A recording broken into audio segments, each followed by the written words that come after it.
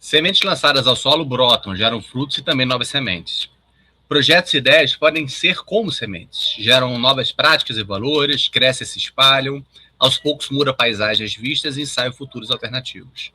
As semeaduras são processos frágeis e inacabados, precisam ser vistos, cuidados e regados para que floresçam plenamente, e seguem sempre por diversos caminhos, dando frutos no seu próprio tempo.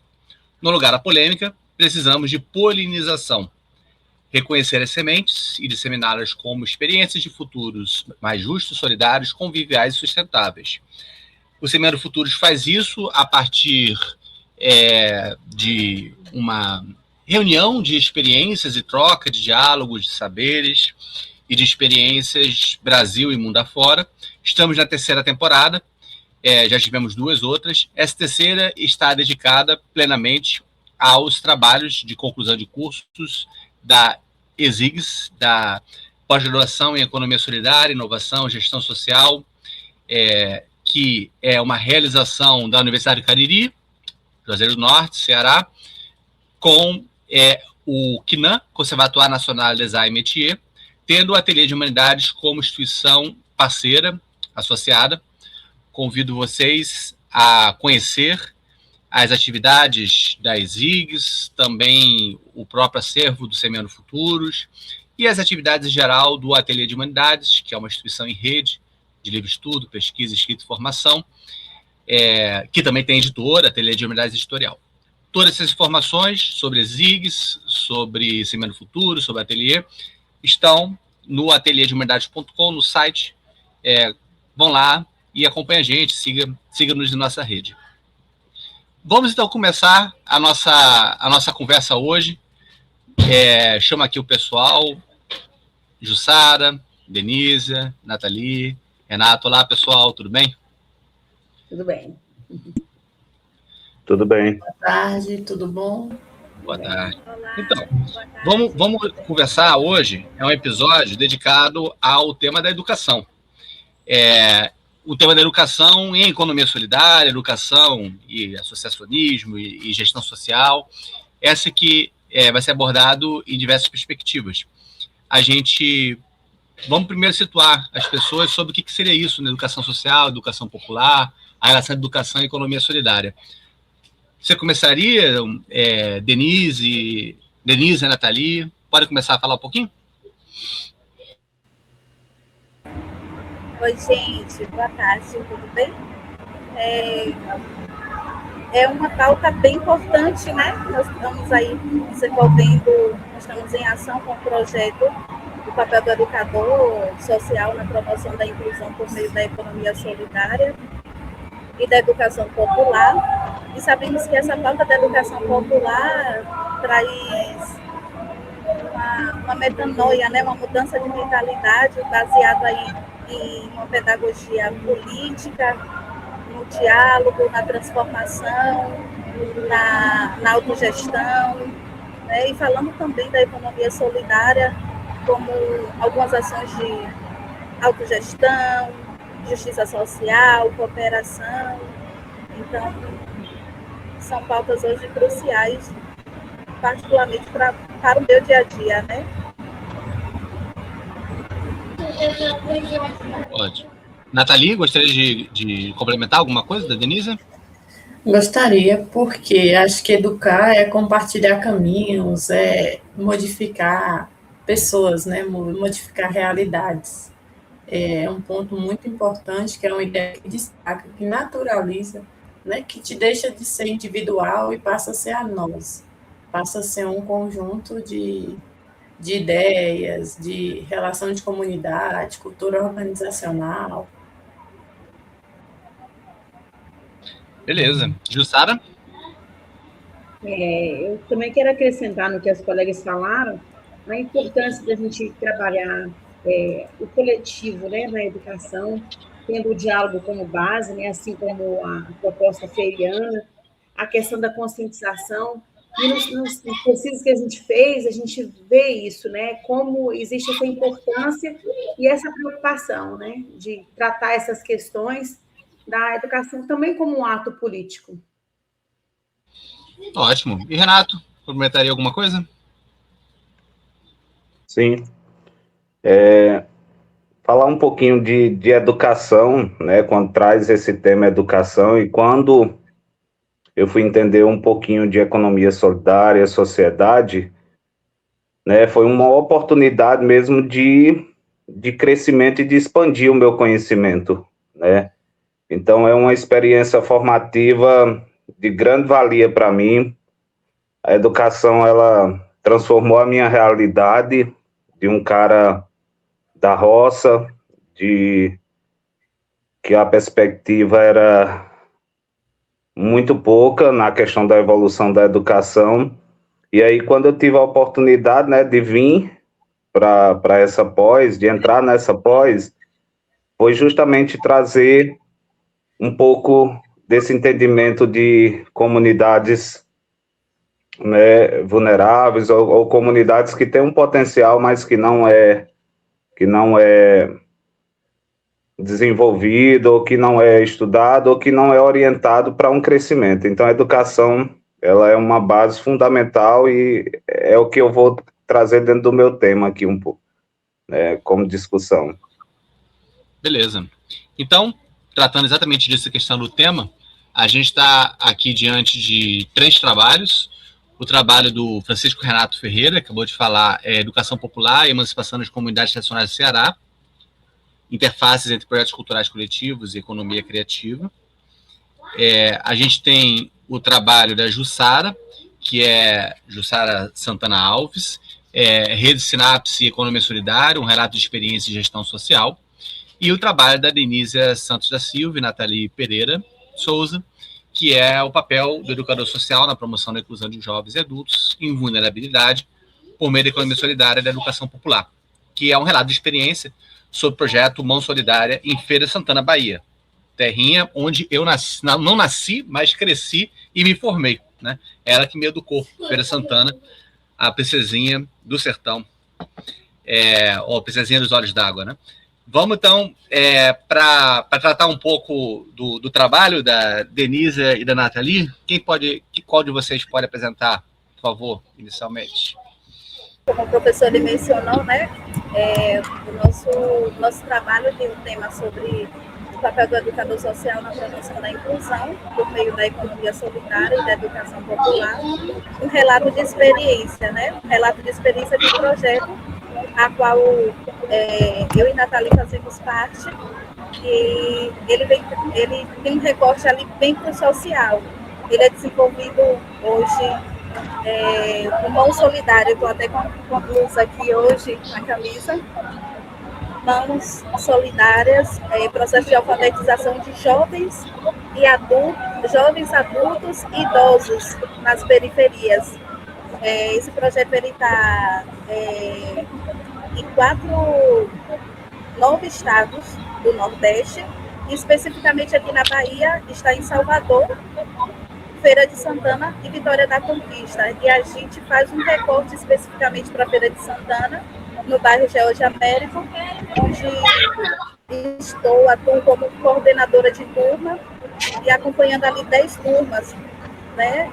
10 educadores, cada turma aproximadamente ali com 20 educandos, aproximadamente 200 alunos, né? E trabalhando com o social, com as experiências daquela comunidade. Então, o projeto ele vem em um viés, em 3 eixos. Ele vem com o processo de alfabetização, né?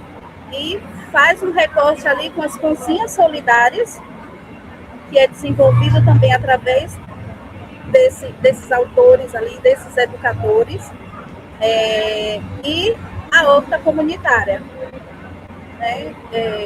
Então, ele entra na comunidade com o eixo principal, que é alfabetizar jovens adultos e idosos, e através dessa alfabetização dessa comunidade, desse diálogo, entra aí a educação popular, a autogestão, entra aí o diálogo, a partilha, né, que acontece nessa comunidade, nessa comunidade, né, nessas salas de aula, que muitas das vezes acontecem em associações, em ONGs, na varanda da casa, sempre estruturando ali dentro do que a comunidade pode oferecer, ou dentro do que a comunidade oferta. E aí surge a cozinha solidária, né?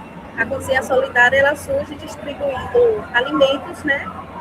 As pessoas que estão envolvidas dentro do processo de alfabetização fazem as cozinhas, quer dizer, recebe essa cozinha, e essa cozinha fica responsável ali para distribuir alimentos ali para aquela comunidade, para as pessoas que mais precisam.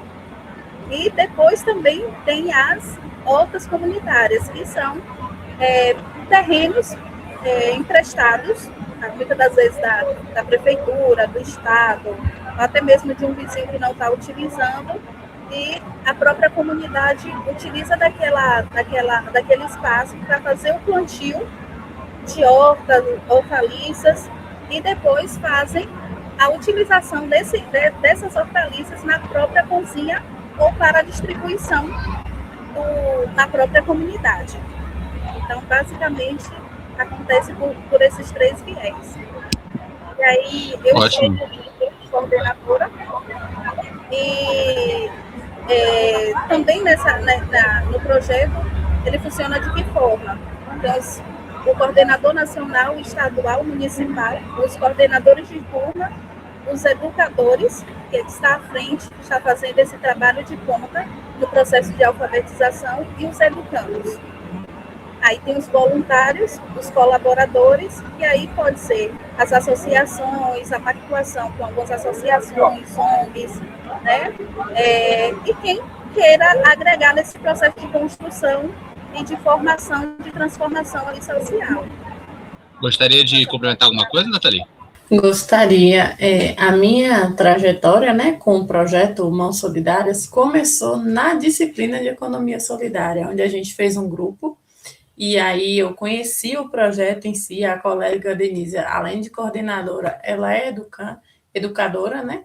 Ela ajuda ali os jovens e adultos, e eu me encantei pelo projeto, e aí eu fiquei sabendo que aqui em Conquista tinha o projeto, e aí eu entrei para ver como é que era, para tentar participar, comecei a visitar, entender um pouco do projeto, porque é uma ação muito bonita, onde você vê a sustentabilidade da economia, a relação da comunidade, a cultura organizacional do projeto, né? Então, isso me encantou, a participação democrática, tanto na sala de aula, quanto na horta, quanto nas cozinhas, né? Eu fui movida a aprender mais ali, a estar com o povo, a entender a realidade ali das pessoas, porque era daqui de Conquista, mas eu não conhecia o projeto. Então, a partir da pós que eu comecei a entender e a conhecer um projeto que tinha na minha cidade, mas eu não tinha acesso. Então, o projeto me ensinou que educar é compartilhar, que os caminhos se cruzam de uma forma muito importante e que ajudam muitas pessoas. E, Jussara, sobre a tua pesquisa, o que você poderia nos falar? Bom, eu também trabalhei um relato de experiência, né? E fiz uma comparação da rede Sinapse com os princípios da economia solidária. Eu queria falar um pouco da rede Sinapse, só para a pessoa entender, né, por que eu escolhi, né, trabalhar a rede Sinapse. A rede Sinapse é uma rede de professores da educação básica, ela é uma organização social sem fins lucrativos, e ela é uma rede colaborativa que desenvolveu uma metodologia própria de ensino. No momento que eu conheci a rede, foi logo no início, ainda não existia a rede, foi nas primeiras capacitações de professores, porque eu trabalhava na gestão pública estadual, não trabalho ainda, mas estou afastada no momento, e eu vi como é o nascedouro de um grupo que trabalha com apoio a uma gestão pública, mas também trabalha de forma independente, né? Então, foi muito interessante comparar, né, essa prática de autogestão, cooperação, solidariedade, dessa prática transformadora que aconteceu na rede Sinapse, né, desde o seu nascedouro, a partir do que eu aprendi na pós-graduação de Economia Solidária, né? Então, esse relato de experiência, ele é todo sendo feito nessa relação, né? comparando como foi o nascedor dessa economia, tecnologia social, né, desenvolvida, porque o que acontece? Esses professores, eles, de forma colaborativa, participativa, eles aprendem primeiro princípios de neurociência e depois eles desenvolvem juntos, através da sua necessidade prática, né, geralmente em municípios de baixo desenvolvimento humano, IDH, né, Índice de Desenvolvimento Humano, onde a educação e a formação continuada, a renovação do aprendizado do professor, ela é dificultada, a precariedade de materiais. Então, o que acontece, até para trabalhar com os alunos, nessa precariedade aí de materiais, ou mesmo quando não existe, né? Mesmo quando tem tudo à disposição, tudo nunca existiu, né, na gestão pública, mas vamos pegar um mundo ilusório, né, onde se tem muita ferramenta à disposição, mesmo assim o professor, diante da sua realidade, ele tem desafios, né? Então, ele é interessante porque professores capacitam professores, e não são professores com alto índice de formação, são professores que, na prática, viram a mudança na sua metodologia desenvolvida, né, através desse trabalho. Então, eu estou tentando resumir um pouco para vocês entenderem, porque o trabalho é muito grande, né? Assim, eu estou dizendo o trabalho da rede em si, né? Mas então é isso, esse que foi o relato que foi feito. Ótimo. Por favor, Renato. O meu trabalho, eu vou dizer que ele surgiu praticamente no final o meu trabalho final, ele surgiu agora no final da pós-graduação também, porque eu tinha uma ideia, eu entrei com essa ideia na pós, né, voltado à questão, né, da economia solidária, voltado a pessoas com deficiência, né, essa questão do trabalho, de desenvolver o trabalho para que essas pessoas fossem inseridas de forma direta ou indireta, através do mercado, né? E aí eu vi, no final, nas últimas disciplinas, na disciplina de economia criativa e projetos culturais, na disciplina de gestão social também, eu vi uma oportunidade, né, de ser mais assertivo. Eu não sou da área, eu sou pedagogo e professor de educação física, mas trabalhei como gestor da rede municipal em um dos municípios em que eu sou servidor efetivo. Trabalhei muito tempo e a partir dessas disciplinas eu resolvi mudar o meu trabalho para uma revisão bibliográfica, né, voltado ao reconhecimento, né, da educação popular, da cultura, da economia criativa, dentro das comunidades tradicionais. Por quê?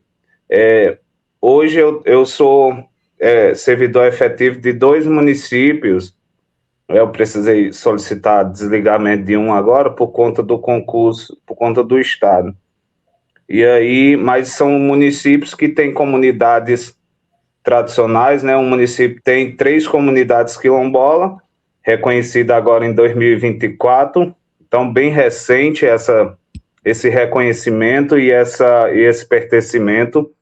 E eu era professor, né, da educação básica dentro dessa comunidade.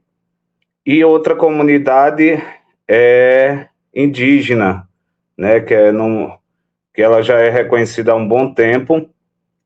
E aí, a partir dessas vivências, foi que me veio esse pensamento de mudar e direcionar para entender um pouquinho sobre a educação popular, sobre a cultura e a economia dentro dessas comunidades. E aí, o meu trabalho, eu busco analisar um pouquinho da literatura, né, e discutir a relação entre educação popular, cultura e economia criativa, né? Especialmente dentro dessas comunidades aqui no estado do Ceará, né? Eu moro em Juazeiro, mas já passei por vários municípios aqui da região metropolitana. E o que eu encontrei dentro desse estudo foi que as comunidades, elas desenvolvem práticas educativas que vão além da escola, né? Elas acontecem na cultura, nas tradições, na oralidade, na comunidade, agora nas comunidades quilombola, lá em Altaneira, que chama o Vale do São Romão, eu fui entender um pouquinho, ouvindo, né? Ouvindo os moradores e tudo, e aí eu vi a riqueza que não é exposta, né? A riqueza que eles trazem no conhecimento e nessa cultura e nessa educação popular, né? Que vai repassando de pai para filho. E aí, dessa forma, como é que as comunidades se organizam, né? E aí eu vi também que a cultura nesses espaços não é apenas uma expressão artística, é uma forma de ensinar, de resistir e como identidade dessas comunidades, né? Então, eu fui ver que as referências, eu tinha bastante referência, né, aqui, né, que falavam dessa identidade, dessa cultura no estado do Ceará, né? E aí foi onde eu fiz esse embasamento do meu trabalho final.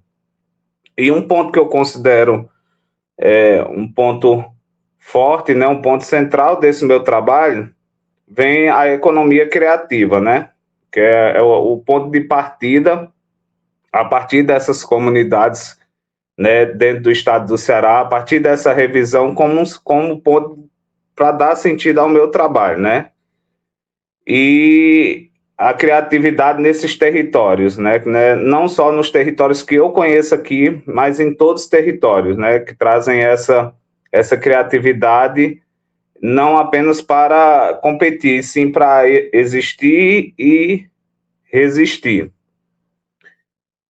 Outro ponto que traz esse embasamento do meu trabalho é que, assim, eu fui para a questão da revisão bibliográfica e documental, né, com o objetivo de compreender, né, o que esses outros autores interpretavam a partir dessas experiências.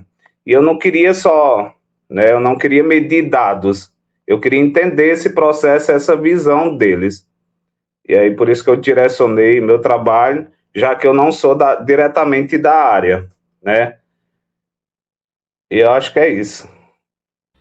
Muito bem. Então, a gente pode agora, né, lembrando que esses trabalhos estão sendo fruto da pós-graduação em Economia Solidária, Inovação, Gestão Social, ESIGS, que é uma realização da Universidade do Cariri, que podemos situar como Juazeiro do Norte, né, que a região do Cariri envolva 20 e poucas cidades, né, da região do interior do Ceará, e o CNAM, Paris, Conservatório Nacional des Arts et Métiers, tendo o Ateliê de Humanidades como instituição parceira associada.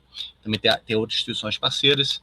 Convidamos vocês que nos escutam a ir lá no site do Ateliê de Humanidades, instituição em rede, de livro estudo, pesquisa, escrita e formação, que também tem editora, Ateliê de Humanidades Editorial. Lá vocês encontram no nosso site informações sobre ESIGS, sobre o Semeando Futuros, todo o acervo. Essa temporada vai ter por volta de 25 episódios, com diversos grupos trabalhando diversos temas da economia solidária, muito rico, né? E vocês podem acompanhar todo esse acervo do Semeando Futuros, os outros programas do Ateliê, pelo site do Ateliê, ou também nos acompanhando nas nossas redes. Então, vamos para uma última rodada, conversar um pouco sobre os resultados, os desafios que vocês identificam, e o que vocês aí vislumbram em termos do campo de investigação de vocês e até de atuação, né? Porque vocês também, parte de vocês estão, como por exemplo a Denise e a Nathalie, completamente engajadas em iniciativas. Denise e Nathalie, o que vocês poderiam falar sobre resultados e desafios? Vamos lá, resultados. Nós tivemos uns resultados assim bem... Foi o esperado, né? Bem o esperado, mas almejando coisas maiores, né? Tivemos agora no final do ano a conclusão e a formação desses aproximadamente 1.200 educandos, né? Aqui na cidade de Feira de Santana. Aconteceu no Centro de Convenções de Feira e foi um marco para o projeto, e para as pessoas que estavam ali envolvidas, né, representantes da instância estadual, municipal, e tanto da economia solidária no município, quanto do Estado também, secretário de Educação, e isso é muito positivo, né? Para quem está dentro desse processo, e ver os resultados também, os impactos que trouxeram para a vida desses educandos, várias transformações, né, social e diretamente na vida dessas pessoas, desses educandos.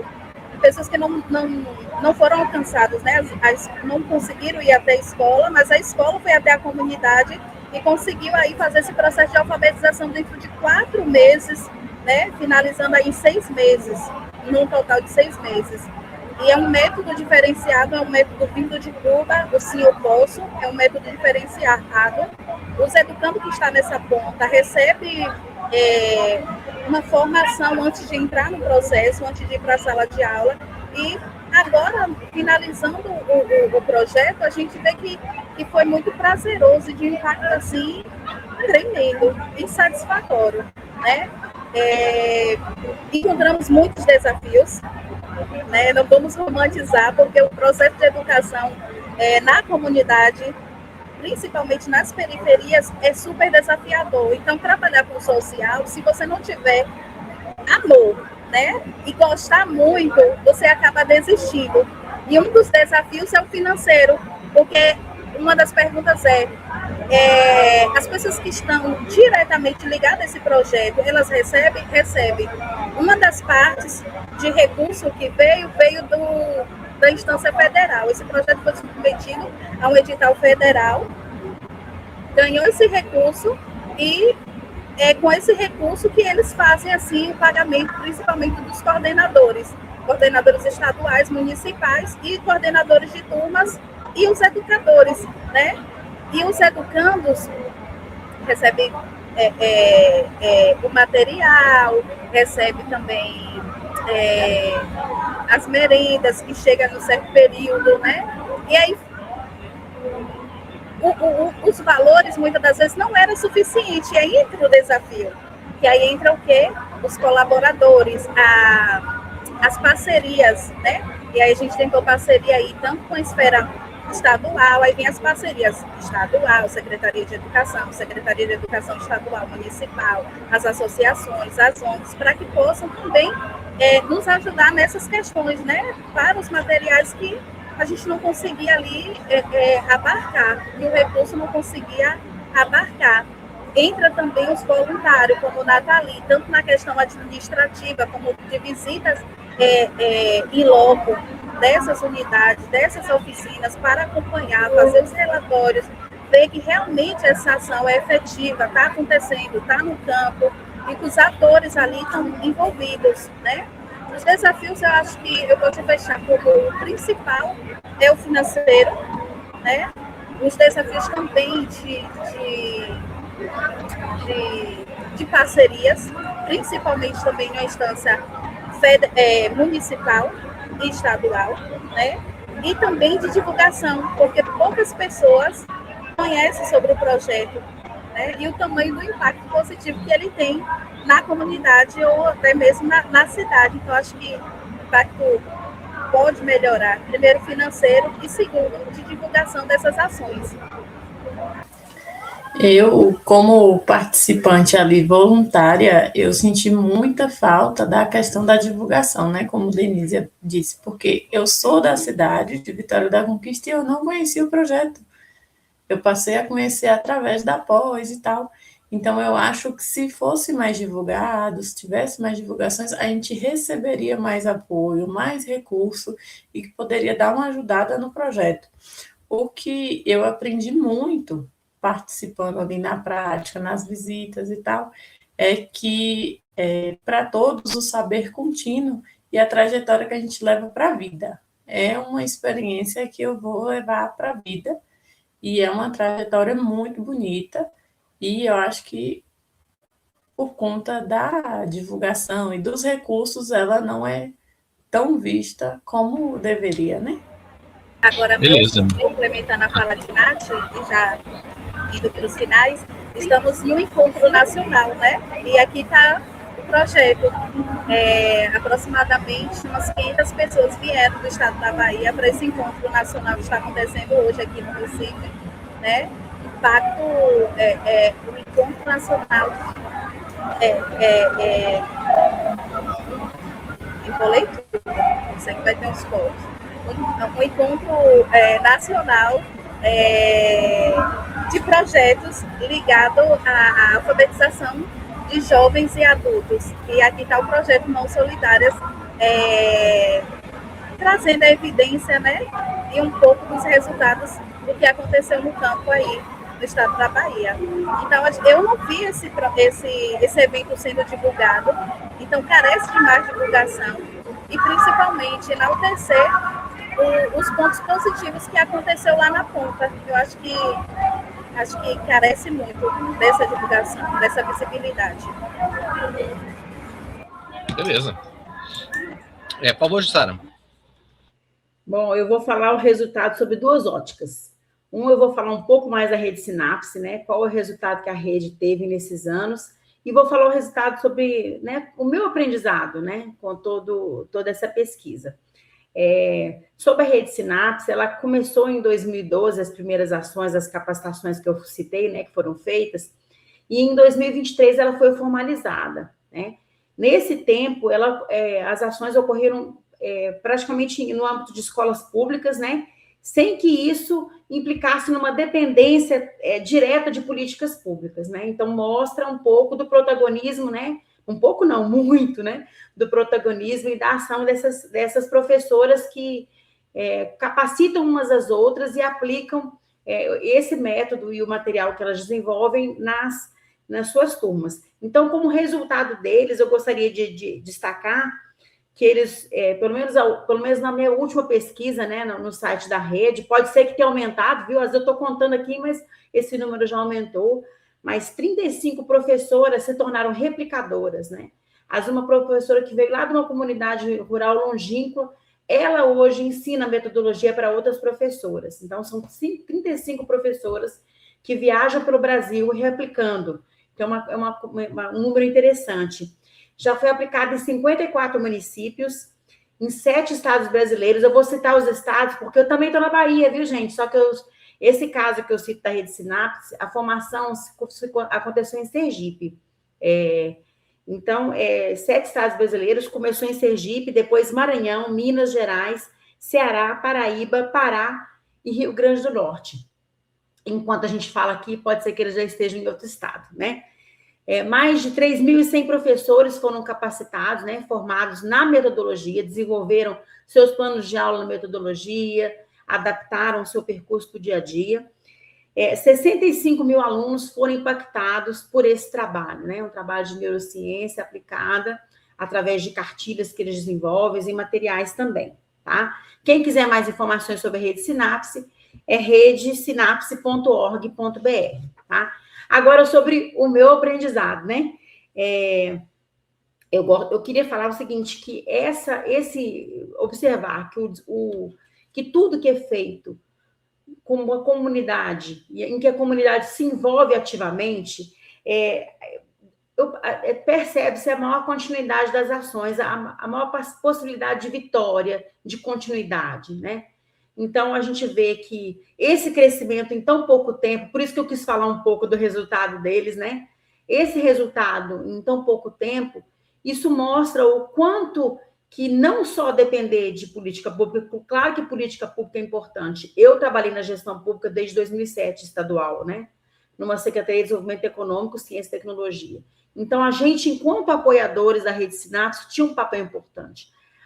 O setor público tem um papel importante no apoio a ideias inovadoras, a tecnologias sociais, a inovações sociais, a gestão social, né, a economia solidária.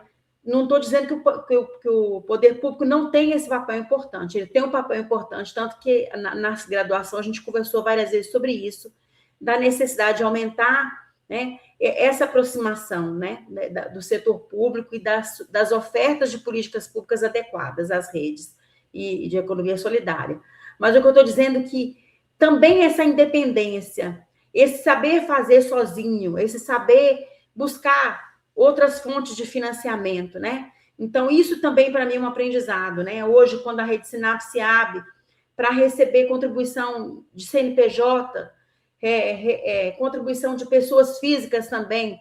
Então, são novas formas de olhar, né? O trabalho de se fazer, que pode ser feito, né? Não só uma dependência pública, embora as professoras estejam agindo, trabalhando, atuando em escolas públicas, né? A maioria da rede municipal, né? Algumas estadual e tudo mais.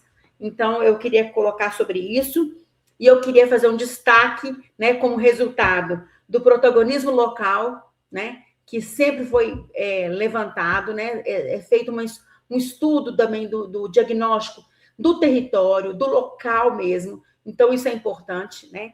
E das ações coletivas em que as professoras não fazem sozinhas, elas desenvolvem juntas, então elas percebem que é muito mais fácil quando a sua colega, que teve uma formação parecida com a sua, tem limitações parecidas com a sua, tem desafios, às vezes de falar em público, né? E está ali desenvolvendo. Então, é a questão das ações coletivas feitas em conjunto, e a questão da gestão social baseada na reciprocidade e diálogo. Eu quero destacar esses pontos, que foram pontos que chamaram minha atenção, né? Pontos que me desafiam, né, enquanto profissional, a entender melhor esse trabalho, né? Que a questão da economia solidária, que ela vai de encontro à economia tradicional, né? Então, não é que ela é conflito, mas ela é uma proposta diferente, ela é uma alternativa diferente. Então, quando a gente vê a educação nesse papel também, é da mesma forma, né? Não é que é um conflito com a educação tradicional, mas era uma proposta diante do que está posto, né? É uma alternativa que pode ser trabalhada também, né? E trabalhar com nuances diferentes, né? E formas criativas, né? A tecnologia social é linda quando a gente pensa nisso, né? É a própria sociedade levantando tecnologias que atendam às suas necessidades, né? Então, é isso aí, gente. Falei muito, mas falei. Falou bem. Por favor, Renato. Obrigada. Gente, já o meu trabalho, eu fiz aqui um pouquinho do resumo dos resultados, eu fiz por pontos, mas o meu trabalho, ele evidenciou que nas comunidades tradicionais, né, aqui, principalmente estado de Ceará, que foi de onde partiu essa minha pesquisa, a relação entre educação popular, cultura e economia, ela não acontece de forma separada, né? Ela se constrói de maneira integrada, como parte de um meio de vida desses sujeitos, né? E a partir disso, eu pontuei alguns pontos que é resultado dessa minha pesquisa, né? Fazendo essa interligação, né? O primeiro ponto é a cultura como espaço de formação, gente. A cultura nesses territórios, ela funciona como um espaço permanente de educação, né? As práticas culturais, a oralidade, as tradições e os rituais que as expressões artísticas produzem ou que esses sujeitos produzem, né? De forma integrada, né? E que essa ideia, ela desloca a ideia de educação que ela acontece fora da escola. É aquela questão de que a cultura, como educação, como sujeito, como ponte integradora. O segundo ponto é a educação popular como prática política. Então, nesse ponto, ela aparece como uma prática política mesmo, né? Ela não se limita ao ensino de conteúdos, mas ela atua na construção da consciência crítica, de pertencimento e de autonomia. Eu vejo muito que a educação popular ali, né? Inclusive, eu venho vivenciando, né? E vivenciei enquanto professor de uma comunidade que estava se reconhecendo enquanto comunidade quilombola, que era um conjunto de comunidades, e eu via muito o diálogo que eles tinham dentro dessa educação popular, mas como pertencimento, né? De saber que você mora e pertence a uma cultura que vem de umas gerações que é passada de pai para filho, para neto, e assim, né, sucessivamente. Outro ponto é a economia criativa ressignificada dentro dessas comunidades no estado do Ceará. Esse ponto ele usa principalmente a economia criativa, né, que ele diferencia um pouco da lógica de mercado tradicional, e nessas comunidades ele se torna a economia voltada não para o lucro ou para a competitividade. Ela funciona, essa economia, como sobrevivência, como resistência cultural e como fortalecimento de uma cultura. Então, as comunidades lá, elas têm vamos dizer assim, a economia voltada à agricultura, né? E agora, depois de reconhecida enquanto comunidades, várias delas descobriram que as comunidades elas poderiam utilizar o turismo também como essa fonte de fortalecimento da cultura deles, não visando o lucro, né? Que a maioria de alguns pontos turísticos que eu fui ver, de visitas, de conhecimento de comunidades, não é cobrado, é aberto ao público, mas para manter a história e manter aquela comunidade viva. Outro ponto é a produção de autonomia coletiva, né? Que contribui diretamente para a construção da autonomia dessas comunidades, né? Fortalecendo o trabalho, o ensino e a gestão cultural. São 6 pontos, viu, gente? Eu elenquei aqui no final, e aí o 5º ponto traz as comunidades como produtora de conhecimento. Então, é um dos achados que eu acho de extrema importância, eu venho falando aqui desde o início, né? Essa integração, essa inclusão, que a minha ideia era estudar um pouquinho sobre inclusão e fazer essa ligação com a gestão solidária, gestão criativa. E aí, quando eu mudei um pouco meu trabalho, então eu também quis ver essa inclusão. Como é que acontece essa inclusão? Então, através de pontos relevantes, né, dentro dessa comunidade, e aplicando as políticas públicas nesse processo de fortalecimento. E o ponto assim, final de toda essa integração, essa síntese final, né? O estudo demonstra que a educação popular, a cultura e a economia, quando ela é bem articulada dentro dessas comunidades, elas contribuem para a prática de fortalecimento de identidade, de produção de autonomia e de aplicação das possibilidades de existência, né? Então, esse foi o ponto-chave e os resultados que eu trago a partir da minha pesquisa. Obrigado, gente. Desculpa o nervosismo. Rapaz, não dá para perceber muito, não. Tá achando de letra isso aí, viu? Vai nascer um talento aí. Daqui a pouco você vai abrir um canal ainda de YouTube ainda. Aí ia ser um milagre, viu, professor? Que até eu anoto tudo, ó. Uhum. Então, eu queria agradecer a vocês pela presença, pelas falas, e também parabenizá-los pela conclusão dessa etapa feita com brilhantismo aqui, e passar para vocês as palavras finais, que também é uma oportunidade de falar um pouco sobre a própria experiência das IGs. Vamos fazer no sentido inverso agora, começando pelo Renato, que daqui a pouco a gente anuncia o canal de podcast do Renato, o Professor Barbudo, né? E, Renato, muito obrigado. Gente, professor, assim, o podcast eu acho que vai demorar um pouquinho, mas quando, assim, me conhecer pessoalmente, eu sou aqui de Juazeiro do Norte, né? Eu moro aqui há 27 anos, não sou da região metropolitana do Cariri, mas moro há 27 anos. Eu vim passear e fiquei, né? Eu vim conhecer e fiquei, então sou um romeiro também. Foi aqui também que eu me redescobri enquanto pessoa atípica, né? Neurodivergente.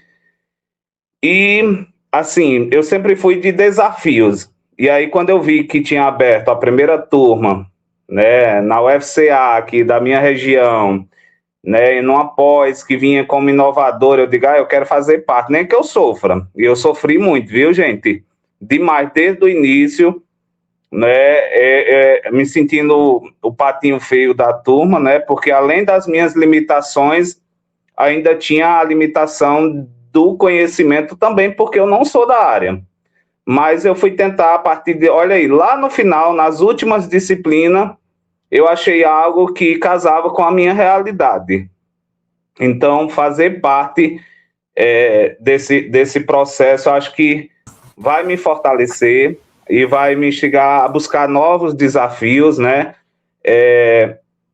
Eu acho que era para ser esse grupo mesmo, assim. Eu acho que eu já dialoguei com a Jussara virtualmente em algum momento desse nosso percurso ou com alguém aqui, mas eu sei que me passou tranquilidade as meninas também, então isso é fundamental. Estou aqui gelado, viu? Vocês nem imaginam. E outro ponto, assim, que eu queria compartilhar com vocês, né? Ontem eu recebi o resultado do doutorado. Eu passei no doutorado em educação lá no Rio, lá em Santa Catarina. Então, é uma conquista também para uma pessoa atípica que veio aprender a ler só com 10 anos de idade, mas só gratidão em concluir mais essa fase, sabe? E agradecer essa oportunidade de compartilhar com vocês. Viu? Obrigado. Pô, parabéns pelo doutorado, hein?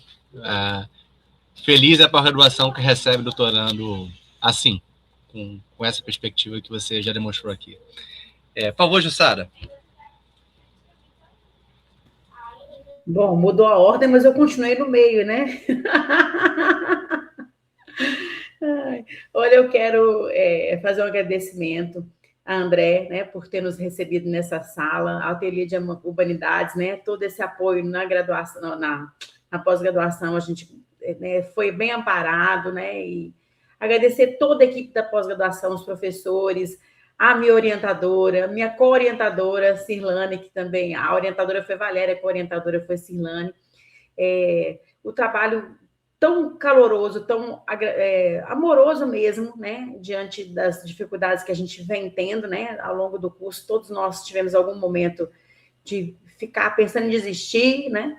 Eu fui a única de Sergipe que fui selecionada. Da próxima vez eu espero que divida um pouquinho mais por estado, porque eu não tinha colega para poder conversar pessoalmente. Eu sou do calor, entendeu? Eu queria abraçar um colega.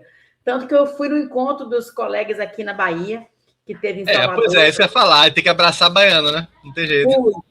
Porque agora eu estou morando na Bahia, né? Eu estou morando em Camaçari. Então, eu viajei 2 horas para ir lá abraçar todo mundo, mas eu fui, né? E sobre a conclusão aqui, né? Agora, esse momento, depois dessa gratidão toda, né? Dizer que eu sou apaixonada pelo trabalho da Rede Sinapse. Eu quero deixar aqui como um testemunho, porque eu fico pensando assim, você questionar, né, mudar alguma coisa do modelo que está colocado como pronto como professora, né? Eu sou professora e eu sei que é muito fácil acomodar. É muito fácil seguir o que todo mundo está seguindo, né? E eu imagino uma professora que a maioria que veio que começou essa capacitação e esse trabalho, né? A maioria das formadoras vieram de comunidades rurais, com pouquíssimo repertório de material didático, de formação mesmo. Então, quando eu vejo que a maioria são mulheres, eu vou dizer mulheres, porque como a minoria é homem, então eles se incluem no nosso grupo, né? Então, quando eu vejo a maioria de mulheres, né, se unindo para fazer algo tão, tão significativo, né, tão disruptivo, tão questionador, e com tanto resultado, né, isso me emociona, né, ver que isso é possível, né? Então, eu quero terminar com esse fio de esperança, né? Essa pós-graduação nos trouxe esse fio de esperança, né? Que é a esperança da gente ver que esse modelo solidário, esse modelo de autogestão, de colaboração, de reciprocidade e tantas palavras lindas que a gente não só ouviu, mas vivenciou, porque eu pude ajudar vários colegas em situação desesperadora, assim como eu também fui ajudada quando eu precisei, né? Então, eu vejo que isso foi construído, né? Então, eu quero dizer que, encerrar com essa palavra, né? Que se você ainda não conhece um modelo assim na sua vida, né? Vai atrás, faz como Nathalie, pesquisa o que tem na minha cidade, deixa eu descobrir o que é que tem, vamos lá, vamos conhecer. E é isso aí, gente. Obrigada por todos vocês aí. Muito obrigado, Gisela. Fortes palavras. Nathalie Denise, por favor.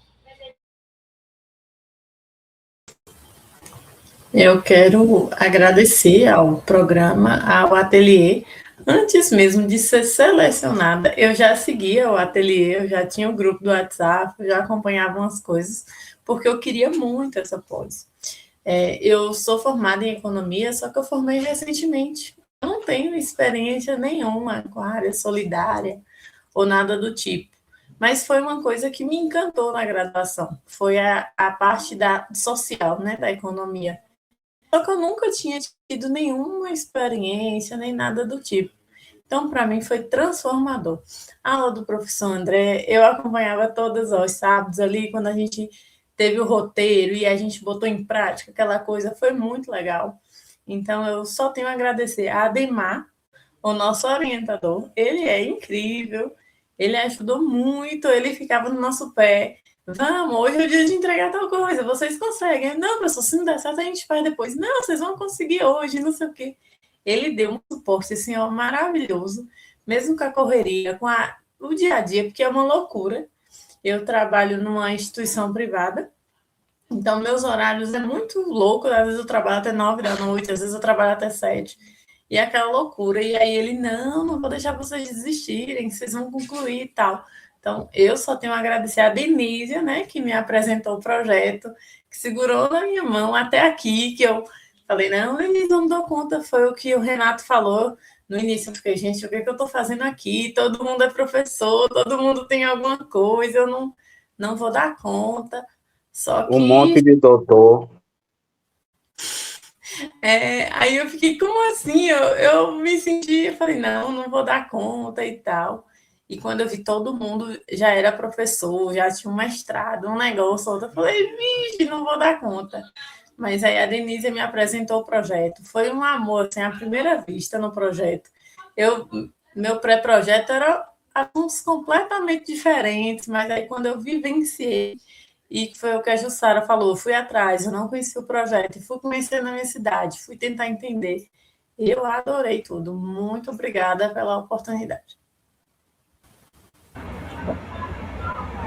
O senhor Renato doutorando, agora o senhor está doutorando quase, né?